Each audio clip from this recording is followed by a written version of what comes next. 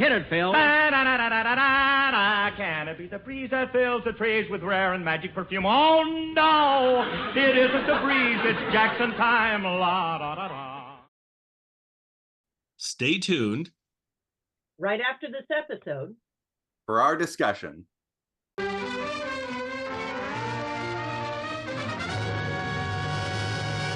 Jack Benny Program.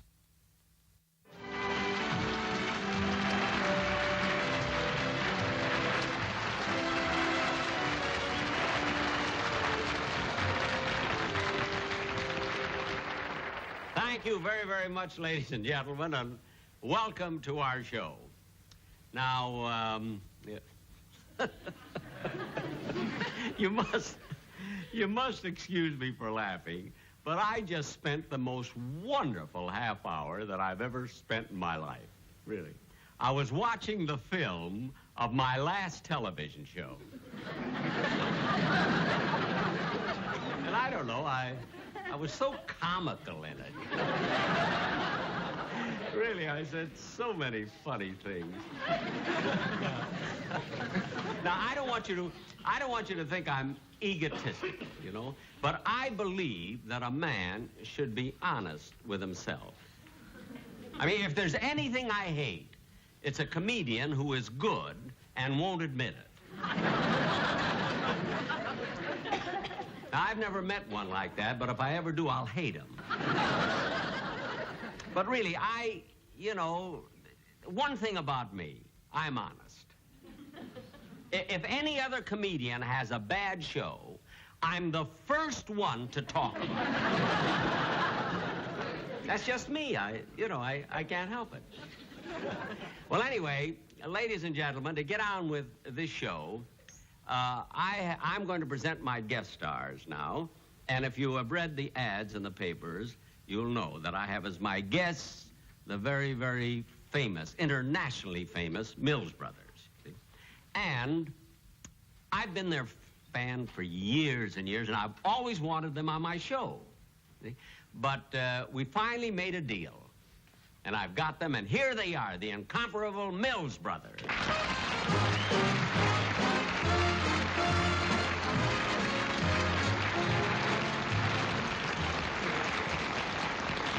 Well, I introduce you. I know they're waiting for you to sing, so go right ahead. Oh, baby, I'm racking my... baby, I'm... Oh, baby, I'm racking... This ain't gonna work. This ain't gonna work. We can't do this. Can't do it this way. Wait, what happened? Wait, what happened? I mean, why'd you stop singing? Mr. Benny, this isn't gonna work. We can't sing, just the two of us. You know there are four of us. I know. Well, then why did you hire only two?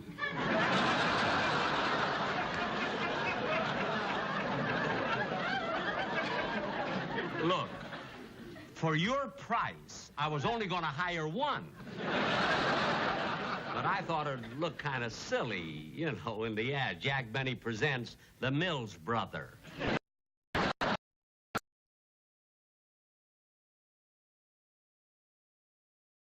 Retain the plural. Yes, that's it. Now go ahead and sing. Huh? But it can't be done. It's too hard. It's just... Oh, for heaven's sake. I know four of us. I know, but everybody worries. I mean, no confidence. I mean, the same thing happened when I hired the Will Maston Trio. All right, I didn't have Sammy Davis Jr., but I thought the uncle and the father were wonderful. Now, I'll admit that the center of the stage was a little bit bare, but what's the difference? Anyway, look, let's not discuss in front of an audience money or anything. It makes you look cheap. You know what I mean? Just go ahead and sing. It can't be done. It's just too rough. Well, let's put it this way. Do you play your violin with only two strings? All the time. Now, go ahead and sing.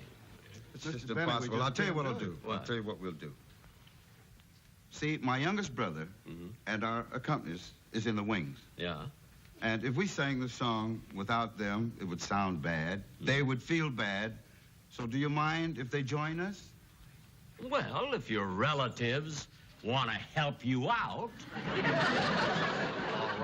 Hey, you know, I'm running a comedy show, not a court of human relations. Now, all right, bring them out then. Hey, okay, come on out, fellas. Mr.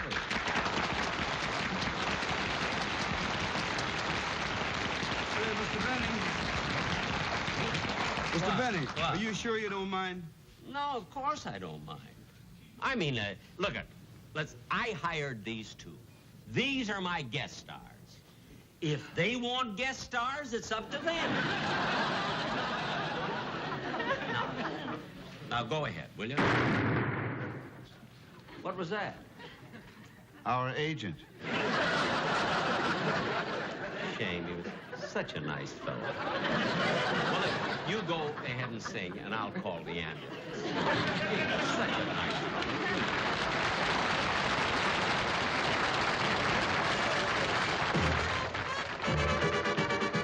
Oh, baby, I'm racking my brain to think of a name to give to this tune so very and croon. And maybe old Bing will give it a fling, and that will start everyone humming a thing. The melody's dumb, repeat and repeat, and if they can't swing, it's got a good beat. And that's the main thing to make it complete, 'cause everyone's swinging today. So we go little first one, it's not for Sammy K. Hey, hey, hey, it's the first one, got to swing that sway, baby. And Mr. Les Brown can make it renowned, and Ray Anthony can rock it for me. There's never a doubt, you knock yourself out whenever you can hear of us one. Oh, baby, I'm racking my brain to think of a name to give to this tune so Perry can croon. And maybe old Bing will give it a fling, and that will start everyone humming the thing. The melody's dumb, repeat, repeat, and if you can't swing, it's got a good beat. And that's the main thing to make it complete, 'cause everyone's swinging today. So we go little West One, it's not for Sammy K. Hey, hey, hey, it's the West One, it's got to swing that sway, baby. And Mr. Les Brown can make it renowned, and Ray Anthony, he could rock it for me, no doubt. Out, it's all West One.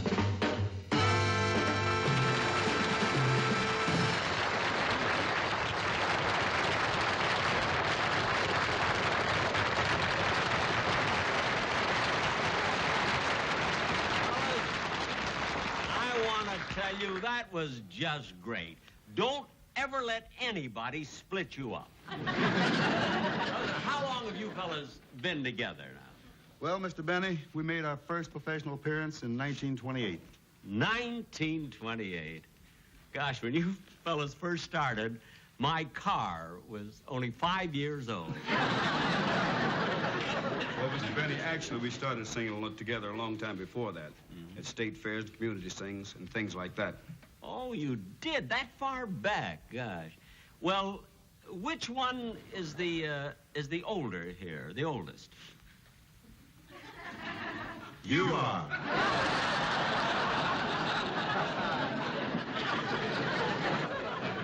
That's the first time I was ever insulted in harmony.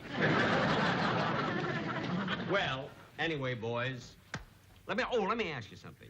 You just finished an engagement in Pittsburgh, didn't you? Now you're here. Yeah. Now, what happens now? I mean, where are you going from here? Well, before our agent shot himself, he was negotiating a 3-week engagement in Las Vegas. Oh, yes, I heard him whispering that to the ambulance driver. Oh, I'm so glad that you mentioned Las Vegas. I'll tell you why. I want to go there for the weekend, you see, and I forgot to make a reservation. It's always so crowded. So I'll make my reservation while you're singing your next number. What's it going to be? Well, we Jack, thought... Jack.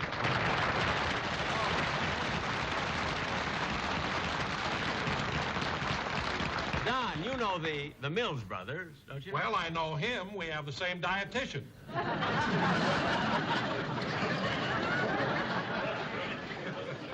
Don, I know you didn't come out here for that one lousy joke that you probably made up yourself. So what is it you want? Well, Jack, after the boys did their first number, there were so many telephone requests for them to sing Up a Lazy River, I just thought I'd better mention it. Oh, I'm very glad you mentioned it because that's one of our favorites, too. And one of our biggest, too. Sold over 2 million. That's right. Well, that much, huh? But I don't know whether you fellas know this or not, but Mr. Benny made a record with his violin and sold over 3 million. Don, cut it. Oh, it made a big hit with the teenagers. Don. They used them for hubcaps.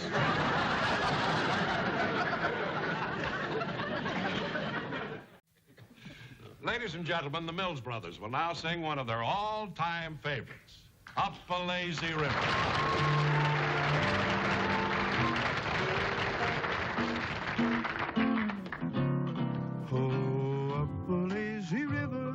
The old mill run, the lazy, lazy river in the noonday sun, lingered in the shade of a kind old tree.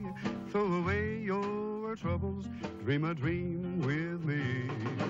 Up the lazy river where the robin's song awaits the bright new morning, where we can love along. Blue skies up above, everyone's in love. Up a lazy river, how happy you could be. Up a lazy river with me. Oh, up a lazy river by the old mill run, the lazy, lazy river in the noonday sun, lingered in the shade of a kind old tree. Throw away your troubles, dream a dream with me. Oh, up the lazy river where the robin's song awaits the bright new morning, where we can move along. Blue skies up above, everyone's in love. Up the lazy river, how happy you could be. Up the lazy river with me. Oh, up a lazy river by the old mill run, the lazy, lazy river in the noonday sun, lingered in the shade of a kind old tree. Throw away your troubles, dream a dream with me. Up the lazy river where the robin's song awaits the bright new morning, where we can move along. Blue skies up above, everyone's in love. Up the lazy river, how happy you could be. Up the lazy river with me. Oh, the lazy river with me.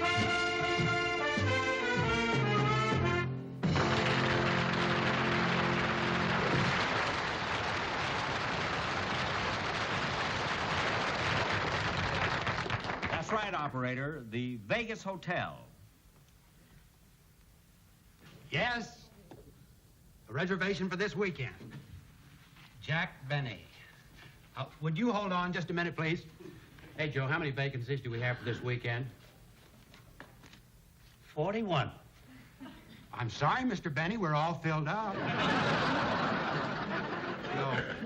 No, he said the temperature is 41. I'm sorry, you'll have to try another hotel. How could you turn down Jack Benny? After all, he's a big celebrity. My son even has a set of his hubcaps. Look, I know what I'm doing. I'd rather he didn't come to this hotel. Why? Was he ever here before? About 12 years ago. As a matter of fact, it was the first time Jack Benny ever came to Las Vegas. I was standing right here behind this desk when he walked in the lobby. I'll get the rest of your things. Fine, thank you. Gee, Don was right. It's certainly a classy place, all right. Hey, Jack!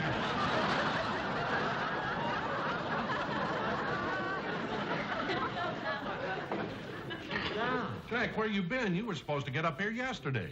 Well, I was held up at the office last night, couldn't get away, so I left early this morning. All right. Just got here. Now, how have you been doing? Oh, I've been having a wonderful time, Jack. I just came out here for a breather. Yeah, I want to tell you, this has been great up here. You know, I just spent 3 hours at the tables. 3 hours at the tables? Well, how'd you do? Oh, I'm doing great, Jack. Really? My pockets are loaded. No kidding. Yeah. Here, take a look at this, Jack.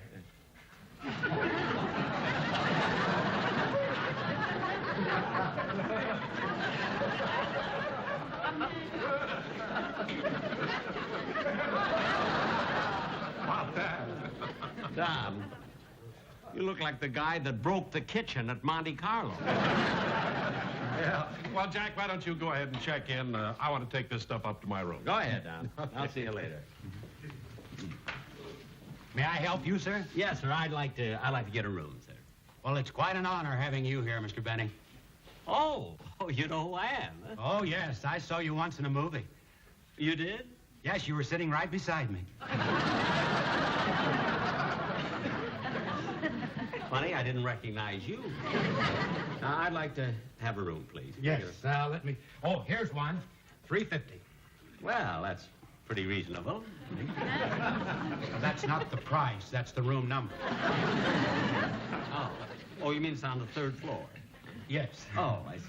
Now, if you'll just register, Mr. Benny, I'm sure you'll like this room. Oh, fine, sure. Beautifully decorated, magnificently furnished, and has a luxurious dressing room. Oh, that's wonderful. Huh?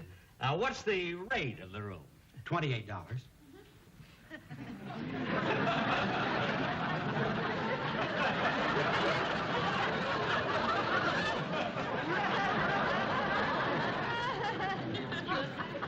Look, mister, I got up at 5 o'clock this morning.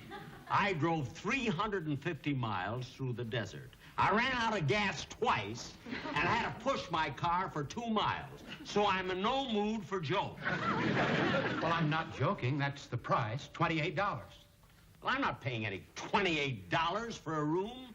You crazy? Where's the manager here? Well, I'll get him for you, sir. Okay.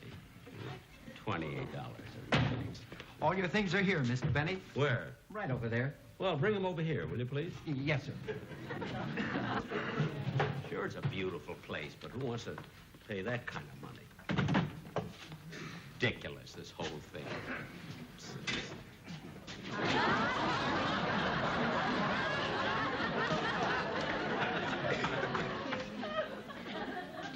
Where's my overnight bag? Oh, I'm sorry. Oh, say, clerk, you know, this is the first time that I've ever been to Las Vegas or in any place like this, and I'm just wondering, it's so exciting. What are all those funny-looking, those machines, all of those, what are those things? How do they work? You mean those slot machines? Yes, I've never seen them. How do they work? Well, come with me. I'll show you. All right.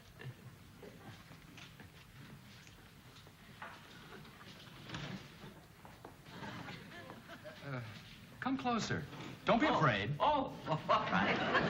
How does it work? Well, you put a nickel in here, and you pull this handle.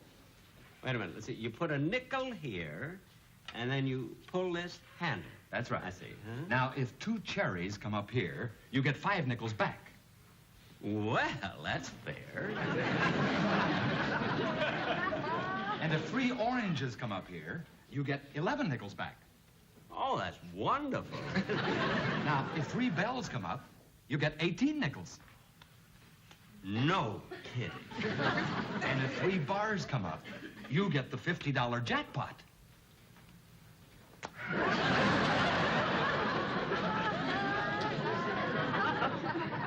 $50? That's sensational. Wow. Now, what happens if you put your nickel in there and none of those things that you mentioned come up, you know? Well, in that case, you lose your nickel. Well, that's ridiculous.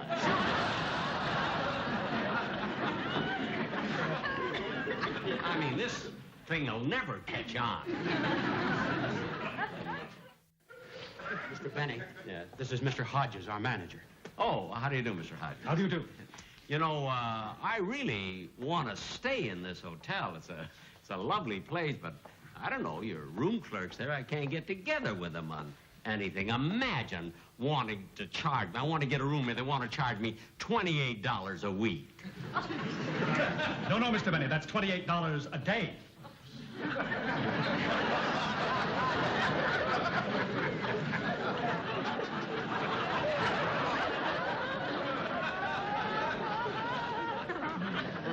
Well, that I won't discuss at all. I'm sorry, Mr. Benny. There's nothing I can do for you. You see, I have no authority to change the race. Well, there must be somebody I can talk to. Here's our general manager. Mr. Thomas, would you speak to this gentleman, please? Well, I'd be glad to. How do you do, Mr. Benny? Oh, Mr. Tom. Oh, you know who I am, huh? Oh, yes. Oh, well, I mean, you saw me on television, or? No. Oh, then in the movies, huh? No. Well, then, how'd you know who I am? Your name is on your ironing board.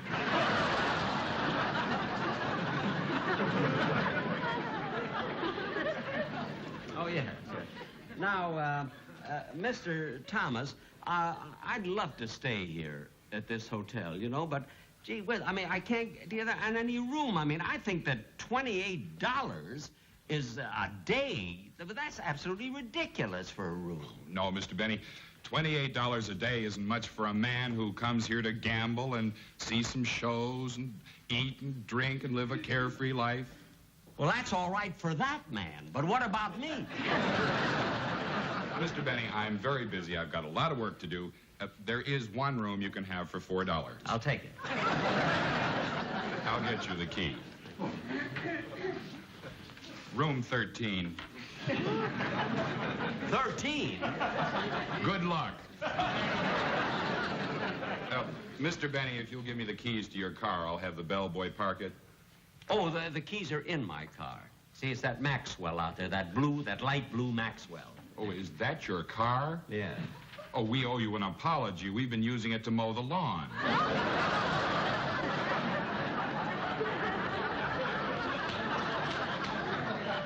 Well, clean the grass out of it and park it.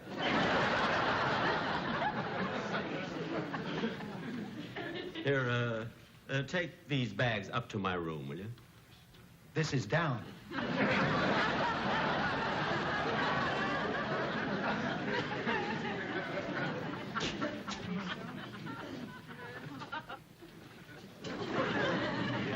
think I got a nickel here. Let's see. I'm going to try that machine.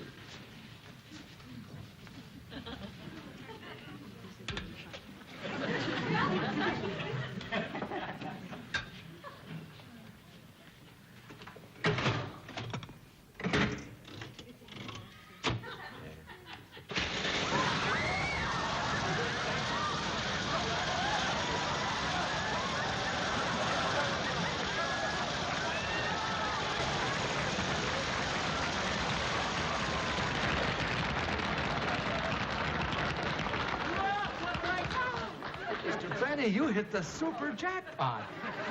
Oh, for heaven's sake! I hit the super jackpot!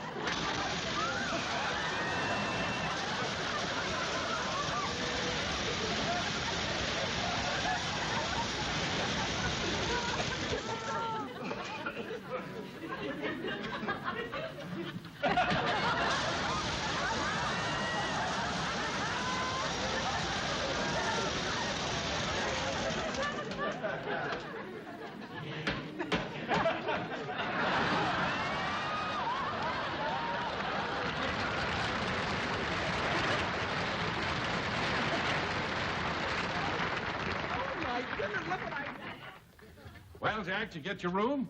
Yes, Don, I did. Mr. Benny, Yes? here's your key. Oh. Your bags are in the room. Oh, thank you. Don, I'm going outside Jack, now. Jack. Now, what? Aren't you going to tip the bellboy? Oh, Don, you take care of him, will you? I haven't got any change.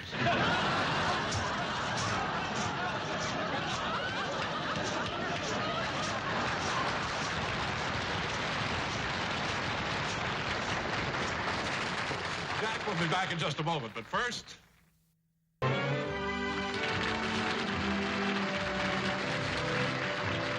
We're a little late, folks, so I want to thank you all for being such a wonderful audience. And I want to thank the Mills Brothers for such a fine performance. Well, hello again. This is Buck Benny speaking. I am joined by our wonderful team. I have Terry Phillips with us here for Hello, hello. first time in a while. Good to see you, Terry. I'm so glad you could make it, and Me for too. some fun episodes for sure. By the way, this is the Las Vegas episode. If anyone's trying to track which episodes we're on, and I have Kathy Fuller Seeley. Hey, Kathy, and John Henderson. Hello. And what season are we on now? Is this like no one knows probably. I think it's season 11. Season 11, I think. Yeah. And it's 1961. 63. No, 61. 61. Is it 61? Okay. 61. I'm going, John, you're I wrote- really jumping us ahead there. Yeah. I wrote them down, and you're right. The other episode says 61, but I got fat fingers, and sometimes it doesn't always work. Well, I'll start us off first. We won our Super Bowl, so yeah, yay, good deal. So let's go on with the episode. So let's go over to John. What did you think about this episode? It's again one of those that's definitely bisected in half and is like two completely separate things, but interesting. Well, I'll start at the end, the Las Vegas stuff. I thought it was your typical Jack Benny stuff. I thought it was fine and had its funny moments. Of course, him and a slot machine, he's never heard of a slot machine. I thought was very funny, and his reactions to that. And then, of course, I didn't know what was going to happen when he pulled the lever. And the fact that he got the big jackpot, I was like, okay, where are they going to go with this? But I liked the punchline at the end of like, oh, I don't have any change on me. That was kind of funny. But the first half with the Mills brothers was fantastic. I thought it was hilarious. I've hired 2 of the 4 Mills brothers. That was so great. And I love the music too. Like I really enjoyed it. Yeah, I agree. I was delighted with this whole episode. And then the fact that the slot machine, again, it was one of those where you kind of knew what was going to come. At least I kind of was figuring, I'm on, okay, he hit the jackpot. It's going to be one of these things where it stops and then it goes and then it stops and then it goes and then it stops. And it did. And it was good. So go ahead, Kathy. I was really a little disappointed because actually what I wanted him to do what Daffy Duck did in Alibaba Bunny and sort of dive into the coins and saying, I'm rich, I'm socially secure, money, money, money, mine, mine, mine. So I was, I didn't expect the restraint and the fear the trepidation that Jack showed. I thought he would have glommed all over it. So. Well, the second time it came out, or the second or third, as he's down there counting, I think he almost got hit in the head with the coins coming out. I'm like, oh man, they could have lost their star. What a way for Jack Benny to die, getting hit with money. Pummeled by nickels. Anyway, but it was, I think diving into coins is much easier to show in a cartoon than it is in real life. I think in real life, they're kind of hard. Terry, what were your thoughts on this one?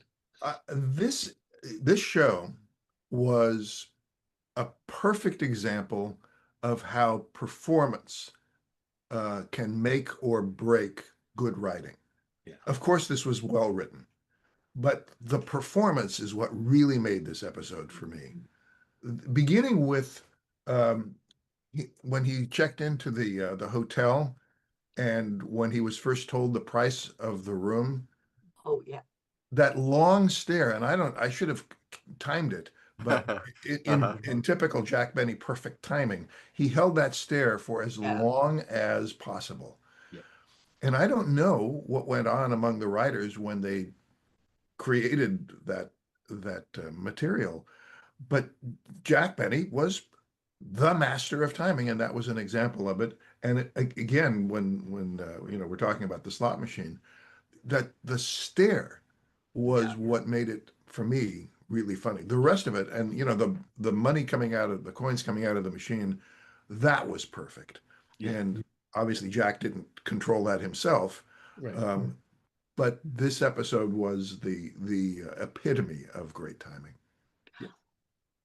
Tara, I so agree with you, and lovely to compare and contrast his most famous radio a joke with, the long pause before I'm thinking it over, how well that worked on the radio. But here, how he could take the same thing and make it work visually for television is, I think extra testament to what a fabulous performer and creator he was. And it's hard to imagine exactly how this would have worked on radio because yes, you could have had the sound effects. And the other thing is this was not a live episode, right? This was filmed. You're right. This one was filmed like 2 months earlier. So this was all in the hands of the producers, including creating with the laugh track, the audience reaction. But this was also not just perfect timing, but this was perfect for television. And in 1961, they were still figuring things out. And this was, whatever awards were available at that time, this should have gotten them all. Wow. Nice. I was a little afraid of this one, Terry. I was like, oh, Terry might not like this. I don't know. Well, you did. That's great. Well, and the stare, I think, because it was the dialogue allowed for two like stares in a row that I thought were great, because first he finds out the room, I think it was $35. I was thinking, well, why not make it 39 and give him something? Yeah. But it probably would add too much there. And then he finds out that it's $35 a day, and he's thinking $35 a week when he talks to the manager, and he does the stare again. I think he almost did it. At least it was a really long stare as well. It would be interesting which one was longer. I think the second one might have been longer than the first one, but they were both like really long stares that he gave. And then, and you can tell that both actors that were working with him were not ones he usually worked with. I mean, they weren't like Mel Blanc or something. Mm-hmm. So their look of sort of, it was perfect. It was like exactly how you would expect a character to look. Because the actual person, if they were at a hotel or whatever, is this guy ever going to give me the next, say something else? I mean, what's going on? How long is this going to last? And it just stays and stays. And Jack takes it that, like you say, that extra step where you think, okay, Jack, time's up. But he keeps going for another 5 seconds or something. And so it just, it was one of the longest ones he's ever done that I've seen. And to do it twice, to do it once is one thing.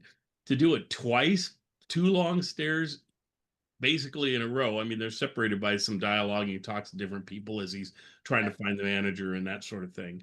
But still, it was interesting. Go ahead.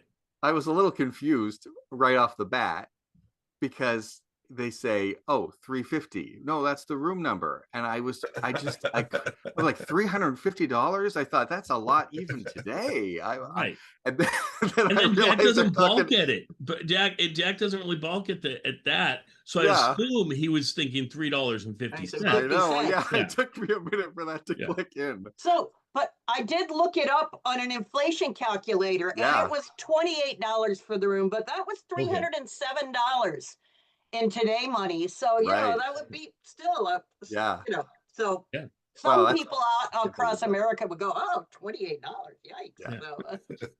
But it was a nice hotel. It wasn't a Motel 6, obviously. Yeah. So, otherwise it would have been $6. But anyway, and Jack wouldn't have had a problem with it. But that's why he usually stayed at the Acme Plaza. I don't know why he didn't find an Acme Plaza. What do we think about the Mills Brothers part? Terry, what were your kind of thoughts on that piece and the timing of it and having the two? And I've always been a huge fan of the Mills Brothers, and when only 2 of them came out, I knew that something was up. Yeah. And they were very, very funny. I did not realize how great their comic performances were. Agreed. And those were 2 of their most popular songs. I really, really enjoyed it. I'd also like to say that the rest of the supporting cast, we should talk about them before we wrap this up. But it was just, maybe one of the top, I don't know how to count them anymore, but top 10 episodes of the television show. Nice. Yeah. It was one of these that just is solid throughout. And you don't, there's nothing where you say, I mean, we often, and Terry does it too, all of us kind of go, oh, I'd rewrite this way, or I'd maybe change that, or maybe, hindsight, especially after so many decades, you're like, oh, well, they're really pushing the envelope there as far as race goes, or whatever that they happened. And you're like, yeah, I wouldn't have done that. But, it's so long ago. There's almost, I can't think of anything that I'd change in this whole thing. I think the whole thing, that just a concept of some writer to sit there and go, wouldn't that be funny if he's so cheap he's not going to hire a whole singing group, he's going to hire half of them and just figure that, and then his logic for the fact that, well, I couldn't just get one and have the Mills brother. If I had two, I could say it's the Mills brothers, and then I just thought, oh, that was so funny, and so retain the plural. Yes. One joke I didn't quite. So why does he have a ironing board? Is it so that he doesn't have to pay for? Okay. That's a good question, because that is also the victim of the syndication cuts. If the ironing board was there and we were supposed to see that it had scorch marks on it, and that which just showed that Jack had used it a lot and that he was going to do his own laundry. So, but you're right, those bits got cut out. And so we kind of lost the ironing board jokes, but the clerks made a big mention of. Okay. Yeah. Yeah. And I would have liked to have seen the commercial that you said the Mills brothers did the commercial, right? That would have been fun. Well, that's it. Given how incredibly long and tedious the Lipton tea commercial is in the other episode we're going to be talking about today that appeared 2 weeks earlier, that they were doing the full Lucky Strike of, oh my God, really? How much do you have to sell us on tea? The fact that they would indeed turn it into a parody song of thinking of the great Lucky Strike days of old. So. Kathy, I'm glad you mentioned the Lipton tea, because that, if there was anything slightly clunky about this episode, and it was so bad it was funny, was when Don Wilson comes out pushing that prop cart and hanging letters. It was silly. It made me laugh, so I can't say that it wasn't good, but compared to the rest of the episode, it was kind of weak. Well, just as you say, they're still figuring out television. So to me, that's a throwback to the very early 50s. Really? Yep. You have to show the letters? Yep. I bet the Lipton Tea Company were pretty happy with it, though, in that it's one of the few commercials that survived the syndicated cut. Yeah. So it's like syndicated, usually you don't get anything. Yeah. Except for I know on the Burns and Allen show, at the end where they have the credits rolling, they would have a picture of the sponsor's products at the end. Mm-hmm. So there's no way to excise that unless you're going to change the actual scroll of the credits. So you will see who their sponsors are even on the syndicated package every time, because they can't get rid of that, which I think is kind of cool. But I think if folks would have known how syndication was going to go and how all of this, sponsors would have found more ways to fit themselves in where you couldn't remove it very well. Mm-hmm. In this case, I was really surprised to see that. I thought, well, although I wonder cut out that section, but I wonder if it is the syndication cut, because that's the other episode, right? And that also has the opening commercial. So. Oh, is it the other episode that has the Lipton thing? Oh, okay. Yeah. Well, then that would make sense. Maybe it didn't make the syndication cut. Yeah. Shucks. So, because we're talking about another episode. What a surprise. Anyway, but this one is just, like you say, the casting's perfect. I don't know. The only other piece is, and I always got to watch myself because they did such a good job, all the actors, but I'm like, would I have preferred to have Mel Blanc as one of the characters that's talking to him, either the owner of the place or whatever, or would I prefer Frank Nelson being one of the people there? For me, probably, but I don't know. I mean, I do know that the producers, I would assume it's producers, were there was some issues with Jack in that Jack loved to feature his team, his Mel Blanc, his Frank Nelson, and they were like, seeing them every week, it's getting a little old. It doesn't surprise people as much as if we use other actors. We need to try and use other actors. There's other funny actors around besides those guys and things.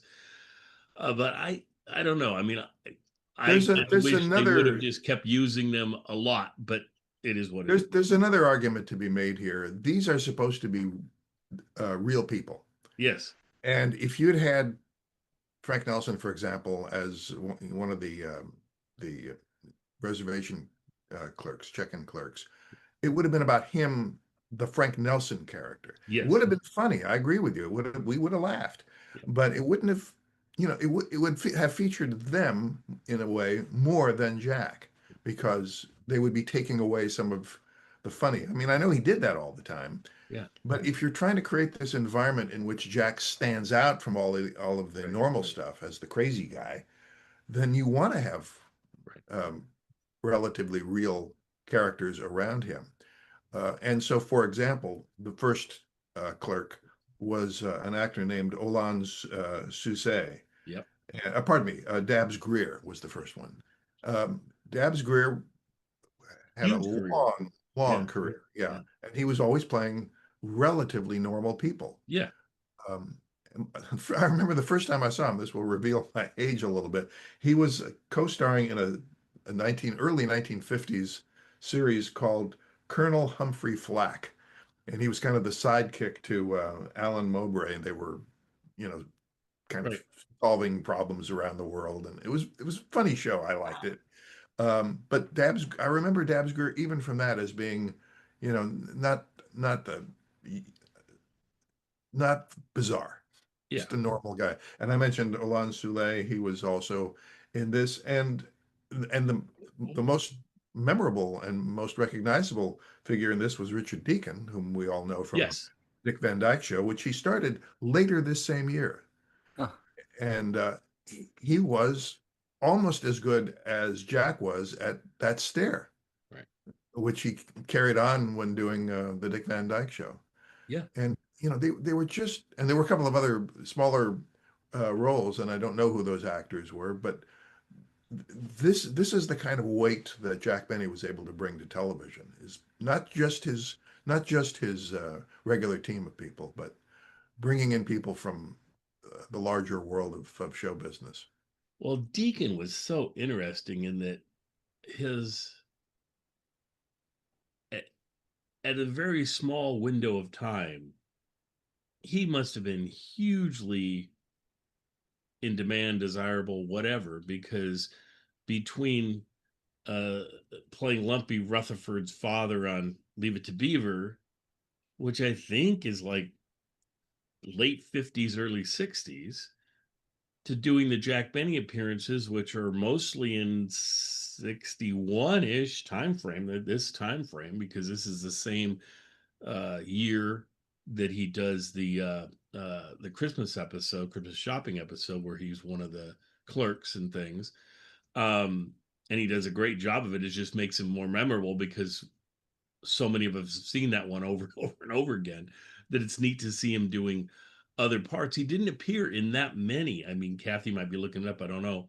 But he did, I think, I want to say half a dozen roles in the Jack Benny Show, maybe a little more, but it wasn't, I don't think it was a lot. Could have been a dozen, I don't know, but I'm sure she'll find it. But then also to then have the Dick Van Dyke Show, it's all within that time frame, because the Dick Van Dyke Show ran from 61 to 65 or something. Right. Mm-hmm. So it's like all of this is happening on top of each other. And then he goes on, and we know him in the 70s for being in a lot of the Disney films and things for I was going to say, we at our house know him from the 50s. He's in the Annette serial for the Mickey Mouse Club as well. That's where my kids know him from. But and we were watching something else too where he popped up, and we're like, oh yeah, that's around the same time too. I don't remember what it was, maybe Ozzie and Harriet or something like that. That's just crazy. So the Annette serial that's got to be 55, 56, 57. 57, 58. I mean, Yeah, it's it could right. be. All of it is like laying in there. So he has to be doing all those overlapping things. I'm amazed that no one had like, you would think Leave It to Beaver might have like an exclusive on him or something, but I guess not. Because he was, he's not in all the episodes. But this brings up a great point that Terry was talking about. I wanted to emphasize this a little bit. Because I've been listening to Brent Spiner and Jonathan Frakes have a new podcast that they do together, and they were, of course, Commander Riker and Data on Star Trek. Well, has such an interesting career that before Star Trek and pretty much after Star Trek, he would play these minor characters in various shows. And to hear him talk about his thought process of going in, because he's auditioning for a part like anybody else does. I mean, you think of him as, oh, well, he shouldn't have to audition, but this is, maybe pre-Star Trek. And he talked about how he has to make a decision as to what voice he's going to use. Because as a bit player, right, you're trying to nail that character of what they're trying to get to. All the bit players you see on comedy, you can't take over because the other person's the main guy, so you can't be huge. On the other hand, you want to be quirky and interesting so that you're not just totally bland when you're giving your lines and truly seem like a person that's working at this counter or whatever it happens to be. So you have to be that image of that person that has that job, and yet maybe the most interesting person you'd ever meet who has that job, or somebody who's got a little bit of just the way they look, the way they come across, something somewhat memorable about them. Certainly be able to react to Jack doing his thing.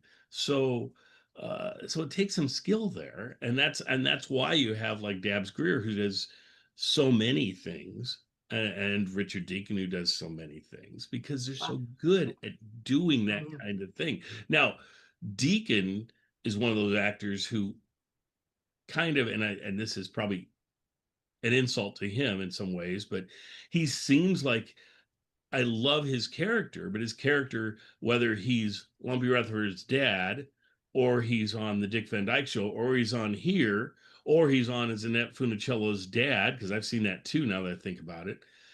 It all seems like the same character almost that he's taking from spot to spot to spot.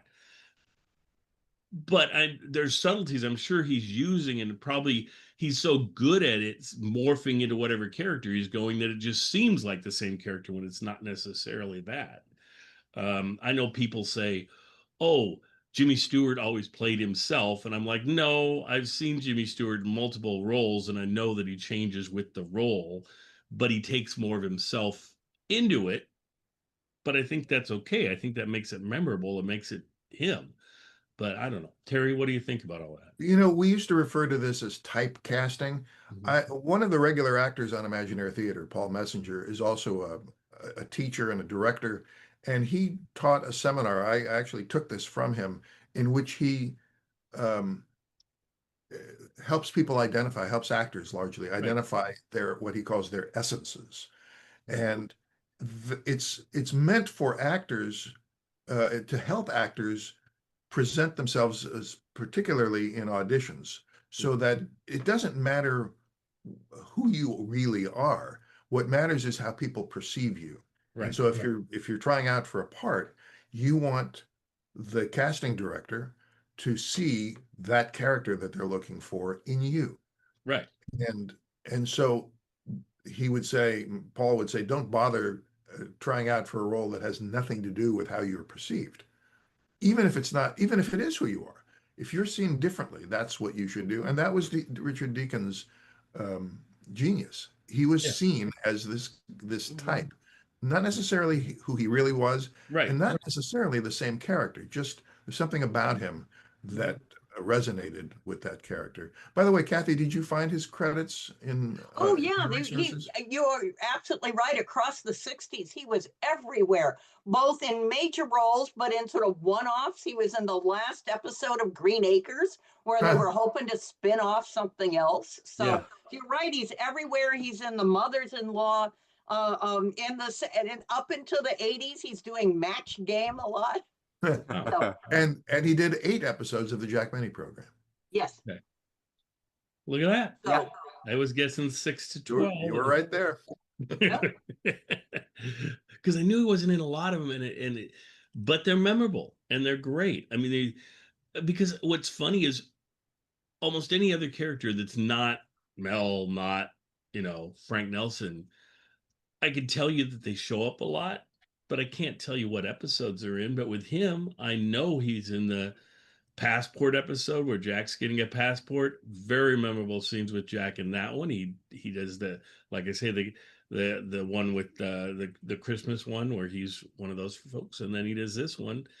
I can't think of the other ones off the top of my head. And the barbershop one? Oh, that's right, yes. the barbershop one.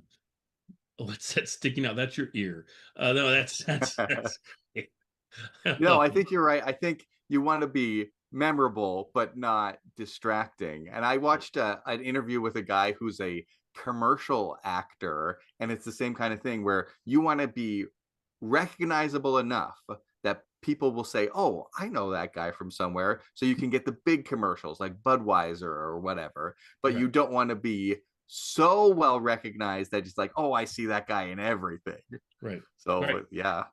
Well, I'll throw it out to since we're mentioning Deacon and since we're mentioning scenes and stuff, that scene in the barbershop where he's cutting his hair, that is one of the most well-cast scenes I've ever seen that I can think of, because every part adds to it, and there's a ton of people there. There's 3 shoe shine boys, 3 ladies who do your fingers, manicures. Whatever that, manicures, and there's at least 2 or 3, I think 3 barbers, maybe a 4th, and the one man they have hired that does most of the talking, he does a great job because he has to show his nervousness of no one will work with Mr. Benny, and I need to find somebody to work. Well, come on, you can work with him this time. It's fine. And give you that performance, and he does. And every person, and Deacon does a great job with that disdain of, fine, I have to cut your hair. What's that sticking out of the side? Well, that's your ear. That whole thing, it's beautiful. And then the guys who are going to the shoe shine guys, and I still remember it. I talked about it at that time. One of them, they're like, oh, Mr. Benny needs his shoes shined. One of the characters walks into scene shaking his hands like this, like there's no way I'm going to do it. Doesn't say anything and walks off camera, and that's all we see of that guy. He just walks. He just looks like no way am I going to do Mr. Benny's shoes. And then they finally, they're arguing between them of who's going to have to do Jack's shoes. I mean, it's just a beautiful scene that is absolutely perfect, and where I cannot go, I would change a word or a thing. And that's where this episode falls in that almost perfect realm. And I love that. So anything else we have about this one? Oh, the only thing that I thought was interesting is, these days we watch one of these shows and we know what it's going to be because you click on the YouTube link and the title's right there. It says the Mills Brothers, it says Las Vegas or whatever. Yeah. But I didn't think about, I figured, back in the 60s, people were just, whatever it comes up. But he says, oh, you probably read about it in the ads for this week's show, in the newspaper or whatever, like print ads. So I guess that would be the way that people would know who's coming up. It's going to be the Mills Brothers this week or whatever. Yeah, I thought that was interesting. Oh, and I just have mentioned one more thing about the fact they didn't use Rochester. I thought was an interesting choice. I wonder how thoughtful that was, or if Rochester just wasn't available, or whether they said, look, we can't just feature Rochester every time we have a black artist, someone come Well, on. It exactly. seems Yeah. like we're Yeah. pandering or whatever, and it's like On the other hand, I wonder if there were some affiliates like in the South who wouldn't have Right. been happy seeing not only 2 or 4, Right. but even a 5th African American Yep. on their TV screens. See, and that's probably why they did it this way, because it made them give an argument that, well, look, we only have 2 of the Mills brothers. We could have had 4, and so we only hired 2. And you know, I'm sure it did them some good. Anyway, we'll let you go with that. See you folks next time. Oh, and Kathy, but you had something you were going to add, I think. Or not? About the print ads. Maybe? Oh, yes. I'm sorry. That it's great. So Jack and others would sometimes argue that the network wasn't doing enough for them. So that's hooray that if he's getting the network spending extra money to put ads in newspapers about the coming show, that wasn't a given. So hooray that at that point CBS was valuing him, because it's going to be different in 63 and 64. Oh, and I think that's true of almost every show, where the first few seasons they're trying to hype it up to get people to watch the show. Then they're kind of cruising on, oh, the show's a hit, and we'll use it. And they're also tying in other shows to that show, because now that's their hit show. Yeah. And then the end of the show's lifespan is where the artist is like, and the rest of the cast are like, shouldn't we be getting more notoriety than this? We've been on for years, and we're hit, and the network's almost like, we're just playing you out until you're done here. We've got maybe another few seasons, and we're putting money into other shows we're trying to build up and things. Yours has its audience. It's actually a dwindling audience, so it's like, why are we trying to build on a dwindling? We'll just let it run its course. And I think that historically has frustrated a lot of actors and a lot of producers and things. And I think that's why you get a lot of times the last 2 or 3 years of a show, you'll get the writers moving to other shows. You'll get lots of changes happening behind the scenes. And budgets shrinking. So another reason why, because we don't have the budget information, we don't know if Jack just can't afford, Eddie Anderson or Frank Nelson or Mel Blanc as often as he might. He might have to go for. I know Mel Blanc is quite expensive. $2,000. $2,000. Just for a little bit. No, since we're going, I'm going to keep us going for a second, because I just thought of something. There's a really interesting show that my wife and I discovered last night, and everybody else is going to go, this is ancient. But, oh my gosh, whoever plays the character of Phoebe on Friends, she had a Lisa Kudrow. Yes, thank you. So she had a follow-up show that was called The Comeback, and it was like immediately thereafter. I mean, like the next season or something. I think 2004 is the end of Friends, and this show's in 2005. So just being The Comeback and a show about an actress who was on a series that was fairly popular. They didn't want it tremendously popular, so it ran for 4 seasons, 96 episodes. You realize how many times she must say that in the course of the series for me to remember that after watching it, right? That, it's a non-existent series. She was I think it was called The It Girl, was what the series was supposedly called, and which made her seem like, okay, she's the center of that universe in that show. Well, then the follow-up show she gets is a few years later. Some time has elapsed, supposedly. So they're filming a reality show of her, okay? But it's about her getting this show. So it's like a show within a show within a show, almost Benny-esque in some ways. And so the show she gets is more like a Friends show. I guess you would call it Friends, but she's older than the rest.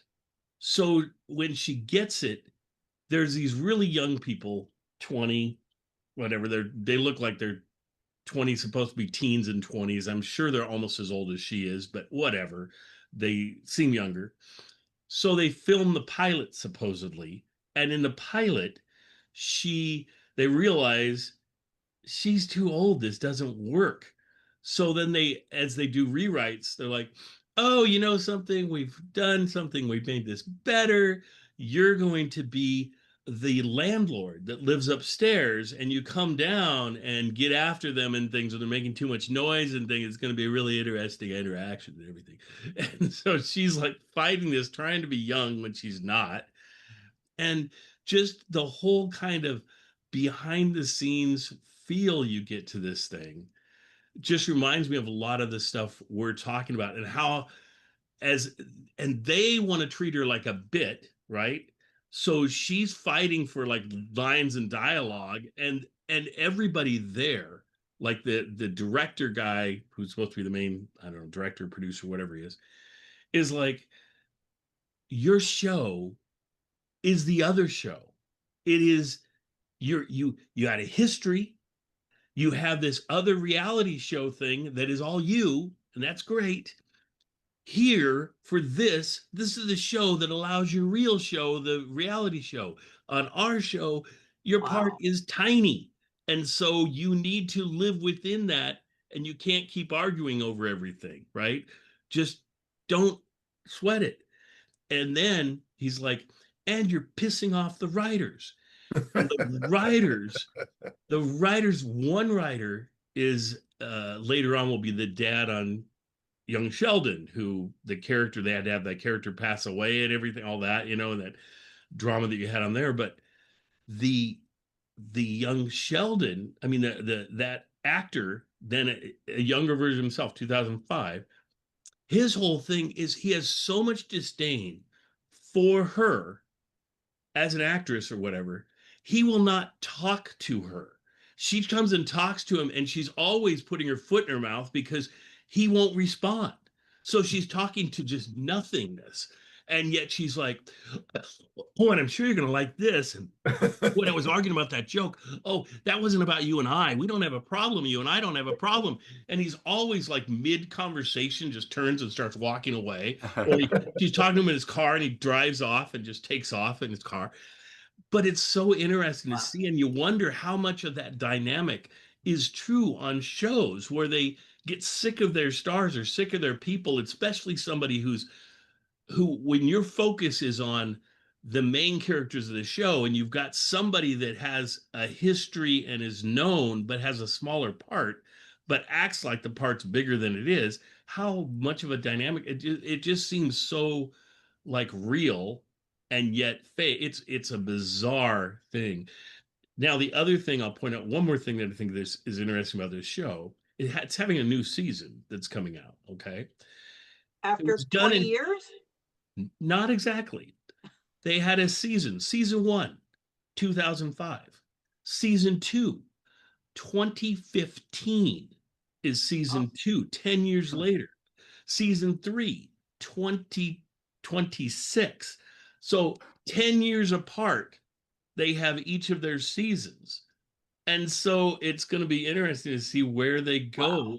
They're following this person, and each time their career's gone south and they're trying to make a comeback, but the comeback is getting further, longer and longer in the tooth as they're coming back. And so it'll be interesting to see what Lisa Kudrow's going to do with it this time. That's and the second time, after 10 years, they still got most of the same actors back, or at least a lot of them, it seemed like. I'm not there yet, but I peeked ahead to see, did they keep the actors and stuff? And they did. So we'll see what they keep in 2026. But gee, now I don't feel so bad having a 1-year gap between seasons on Imaginary Exactly. See, this is all about you, Terry. Plan 10 years.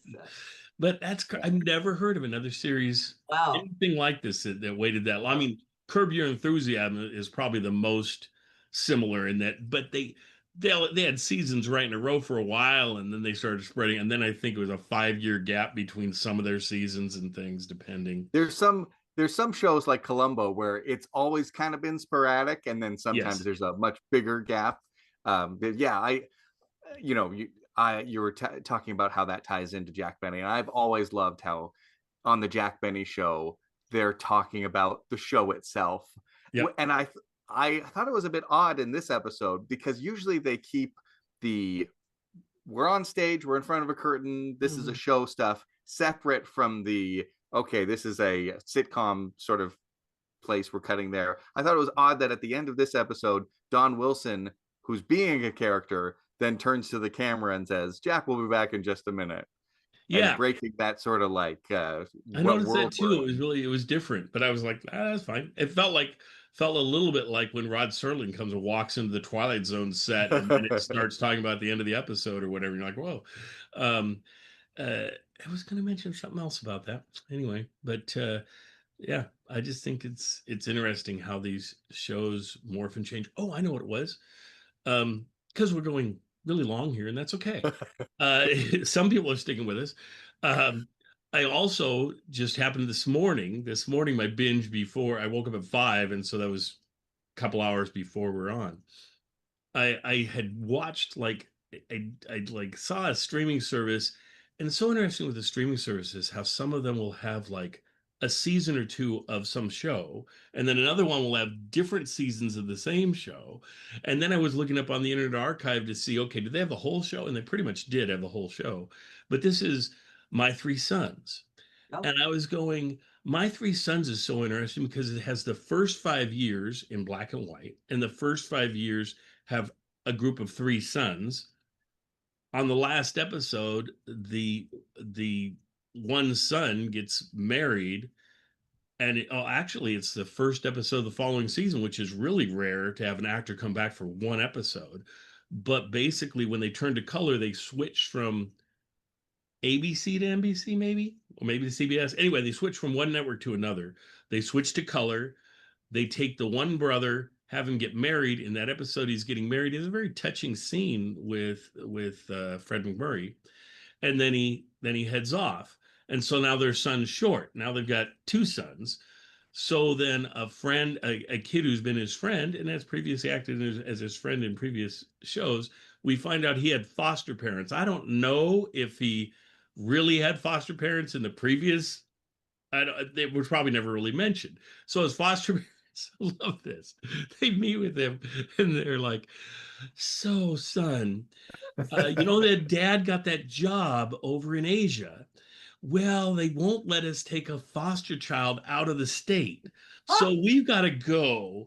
And we loved you so much. It's been great being your parent. We got to go. Bye, bye, bye. Hopefully you find somebody close by." And there's a caseworker or whatever that's with him. And she's like, "Oh, we'll try and find another family." But it's hard to find a family in the same spot. So I don't know. And he really wants to go to their school or whatever.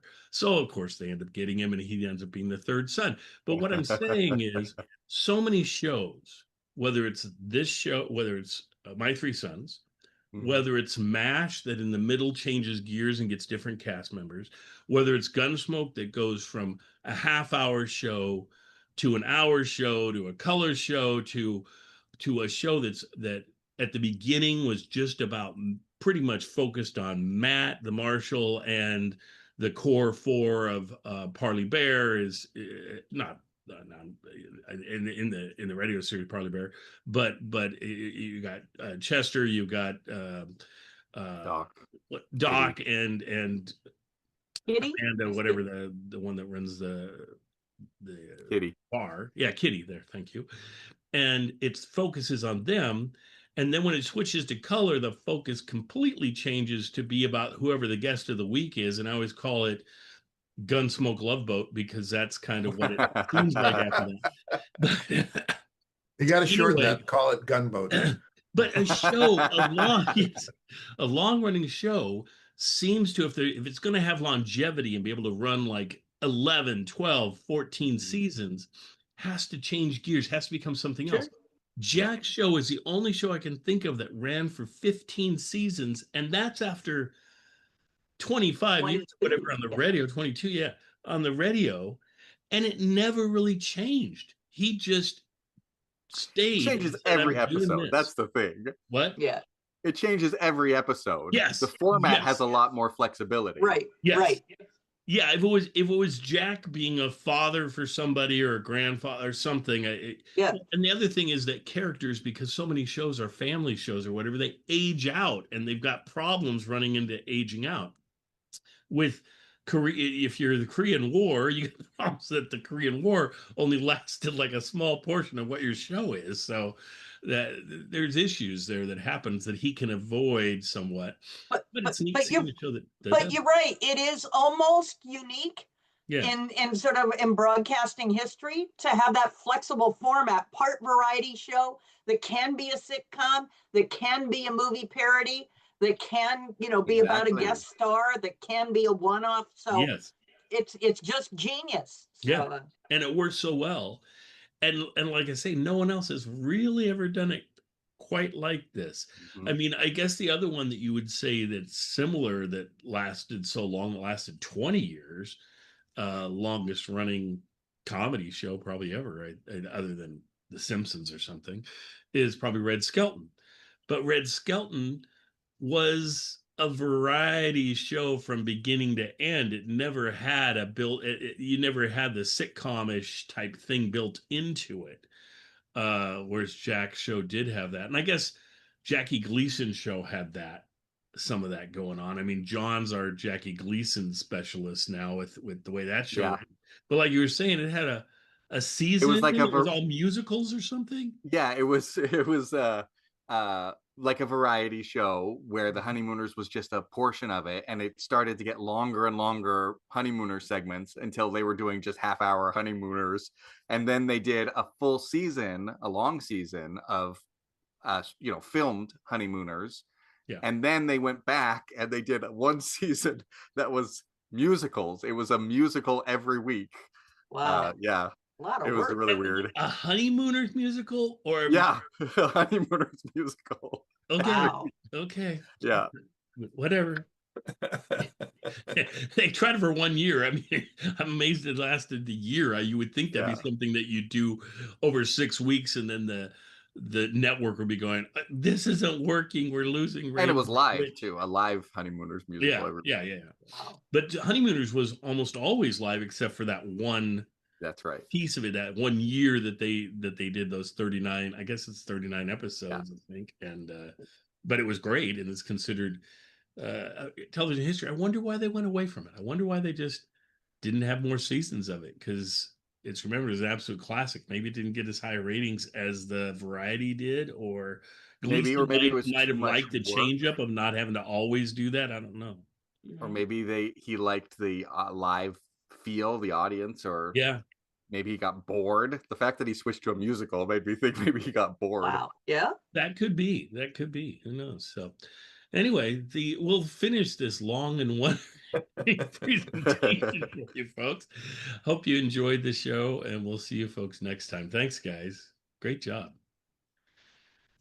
And I'll start us off with something. Every once in a while, someone sends me something, somebody who enjoys the show, and various things I get.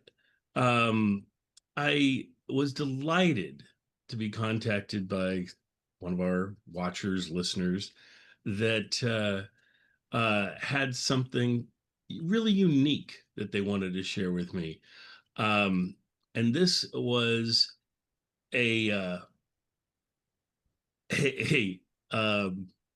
let's see, how do I want to put this? How do I want to get us into this? Because I want them to kind of guess at it. We'll go in reverse of how I was going to do it, because I think I already kind of gave away part of it to my team.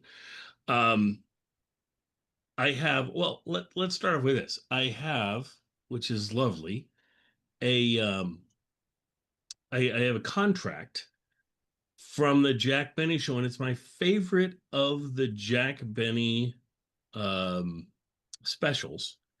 It was the special. It was the 1970 special, which was the 20th anniversary special that he brought back everybody back into, and Mel and Jack do the CSI routine and everything. And what I have is Mel Blanc's signed contract. Whoa. For being on that special. Does anyone want to guess how much money Mel Blanc made off of that special in 1970? He didn't have a huge part. And the other piece I would say is that he was bringing a lot of people back on board, so I would think all of them would probably not be getting paid excessive because they probably had so much budget. $100. I think scale was probably $250.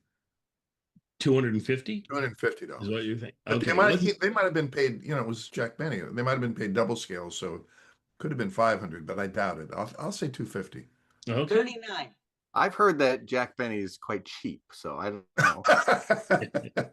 $4 for a room. And I've heard I'll go with the 39. actual Jack Benny is not too cheap. So I will say I'm impressed with how much higher it is than you folks are guessing. It's $2,000 he made for that. Whoa. Wow. Yeah. So I'm sure Jack was paying people quite a bit over scale and things. And so yeah, I think that's great. And when you think a special's only on once, you know, they didn't get syndicated. So what kind of budget? And Oh, yeah. wow. So That's even more than I pay my actors on Imaginary Theater. Now, as excited I was about that, I was more excited about this next item. Oh. So we'll continue that this fan is a Mel Blanc fan. But what is Mel Blanc's possibly most famous non-Jack Benny character? Bugs Bunny. Very good. Now, what other huge, I don't know, industry, whatever, has a bunny as its main character? I don't know. Something, look at these puzzling faces. Something where that you might need, there might be special locations and you need to get into those locations and things. If you were to go, they would have like locations maybe all over the country, but they'd have like the main one being probably in California. Warner Brothers Studio? That's a really amusement park? Something naughtier. Oh, of course, Playboy. I have. It is his key. Yeah, we get it right side up here to the Playboy Mansion, the Playboy Club, presidential key. Mel Blanc, 1960 is when it came from. So I was like, that is really cool. So it's got to be a rarity. Fabulous. That was a very hip place in 1960. Oh, yeah. Yeah. Well, and this is, and it, see, and I don't know, it says he's been a member since 1960, because it's just like a credit card is what it seems like, but it's, and then it expires 2 of 77. So who knows? Sometime between 60 and 77, he got the card. I would assume that was, well, I don't even think they had cards quite like that in 60. So who knows? And I don't know if I assume you presented this as you came in, or I don't know if a guy like Mel Blanc would just walk in and they'd be like Mel Blanc's, and they wouldn't even, not just be one of those things. But still, when you had very few credit cards in your wallet, that's right. That's right. What's in your wallet? A Playboy Club presidential card from 1960. That's really cool. I thought that was really nice to get those, and I was delighted. And I bent over backwards to say, "Hey, man, keep them. If you went to the trouble of getting these, I don't know if he got them in. I think he said he got them at Mel's estate sale, but I'm not sure. But anyway, I'm sure he paid a decent for them and everything. But it's a little more showable than old used socks. Yeah, so, exactly. Yeah, exactly. And so it was really nice. And it was nice that, it's great that contract has set to the Jack Benny tie-in, because it could have been a contract for him. It could have been one for him doing the Jetsons or some show he's in or something else. But for a Jack Benny fan to have it actually be a Benny contract that he's signing is pretty cool. So, well, congratulations. Yeah, that is cool. Yeah. It's a bit of a tangent, but I was going through a box that my extended family had sent me from my grandma. So I had a bunch of old pictures and things like that. And in there, I wasn't expecting that, I'd never heard of, was a picture of Bob Hope signed to her. So I thought that was nice. Oh, That's really nice. Yeah. Yeah. Charming. Well, and I would mention who gave them to me, who sent them to me, but I asked if I could talk about them on air, and he said yes. But I forgot to ask him, can I mention your name? And so I never feel comfortable mentioning anyone's name unless I ask. So anyway, I thank you so much for that. What a delightful, delightful gift, and something I'll treasure and keep in safe places. But neat. Now I got to find my stop button. It's always missing. Record settings. No. They've stolen every time and I'm going to cut this out, but every time they redo this program, it drives me crazy because they move everything around. Like there's a recording up here. Okay. So now it's at the top bar. It's never been at the top bar. What they did, the bottom bar has gotten so full of crap, especially since they've added the AI stuff, that now they're going, okay, we'll program it. And I've never seen anybody really use the top bar. So they're using the top bar to put things there. I've got the recording to stop. I've got some meeting notes that I could do up there. I've got the AI button up there, and I've got where I can choose who we're looking at, whether it's whoever's talking or our boxes like we've got or whatever. Multi-speaker. I wonder what immersive is. Anyway, I'm going to turn it off now.